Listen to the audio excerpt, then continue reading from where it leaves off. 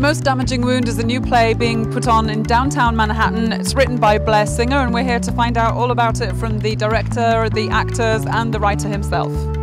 It's so hard to separate yourself from all the off-Broadway stuff and to get people's attention. I think when an audience shows up, they're really thrilled to find it. The Most Damaging Wound is a line from a book called Iron John by Robert Bly. I think the whole line is something like, having no soul union with other men is the most damaging wound of all. Like Sex and the City, you know, we have no problem with them sitting around and talking about being women and sort of holding each other's hand. But, you know, like they hug in this play, and they hug in a way that you don't see men hug very often. It's sort of about the journey from being a boy to being a man, exploring that with your friends. There's subtle stuff that if, you know, we're playing like an 800-seat house, you couldn't get away with. So it's nice in that way. There's little gems, and there's something for everybody. Do you know what I mean? If they're sitting and watching somebody who's right in that front row, will get something who's sitting house left won't get something that somebody's sitting house right. You know what I mean? So each person kind of gets a different view on the play, which I think is great. I'm kind of the secret character, right? Because it's ostensibly a show about the guys and about their friendship and about their history. And then I show up and I don't belong, and I'm sort of having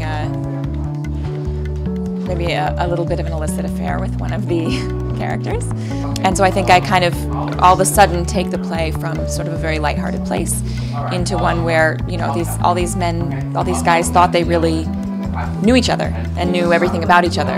And then they find out that, you know, one of their friends isn't the kind of honest person that he said he was, and his marriage maybe is not what he says it is, and his life is not the kind of perfect, happy thing that he has been presenting. It's a very realistic play, so there's a lot of drinking, right? There's a lot of drinking. It's a lot of trash talking, and a lot of bathroom humor. The script's really funny. Like, Blair is a great comedian, and Blair himself is a great actor, and you know what I mean? So it's like, it's a play written by a guy who knows acting, and so he writes plays that actors would like to do. We're using all the avenues, Facebook and YouTube and phone calls and email blasts, and, you know, I'm going to streak down the street later today, which I think, you know, I have some sort of audience that finds, you know, overweight Jews really sexy. I think you run a big risk when you come off-Broadway and you don't have an imprimatur of a Broadway or even a major off-Broadway house, that you may come see a play that doesn't interest you, that's not performed as, you know, top-notch as you.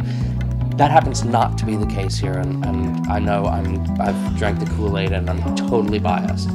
But it's the finest group of actors I've ever worked with, whether it be television or theater. It is, to a man and to a woman, the hungriest, smartest, most giving group of actors I've ever worked with.